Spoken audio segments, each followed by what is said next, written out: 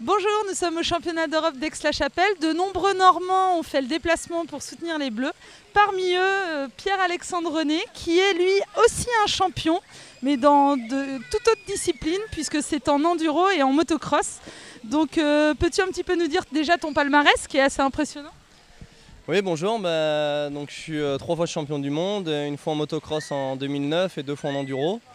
Donc voilà, et là, ouais, avec beaucoup de supporters français et normands à Aix-la-Chapelle pour voir cette magnifique épreuve.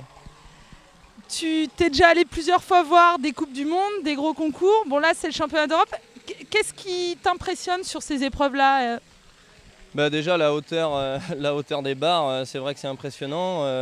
Je connaissais le cheval parce que ma famille est plus dans le cheval que la moto à la base, et ça fait quelques années depuis que je suis avec Johanna, ma compagne, qui monte à cheval, qu'on retourne voir des grosses épreuves.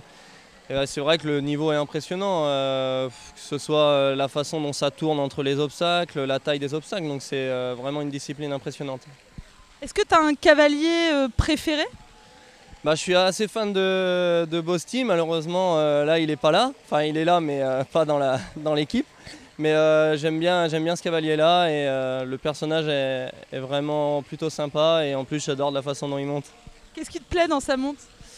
On voit qu'il se donne à 200%, il a un style un peu particulier par rapport aux autres cavaliers, et je trouve qu'il est quand même assez efficace. Est-ce que tu trouves des points communs entre l'enduro, le motocross et des parcours d'obstacles?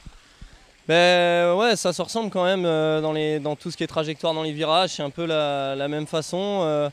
Après, il faut qu'ils essayent d'avoir toujours le même rythme quand ils galopent dans les virages, pas avoir voilà, quand ils reprennent, qu'ils repartent. Et en moto, c'est un peu le même principe. Après, je manque de points de comparaison par rapport à l'obstacle, mais je pense que ça se ressemble quand même. Donc, et la relation avec l'animal qui est là différente, est-ce qu'il y a aussi une relation, toi, avec la moto, c'est aussi un...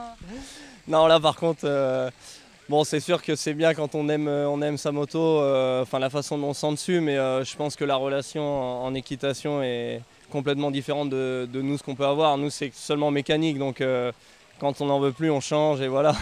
Alors que le cheval, c'est différent quand même. Merci.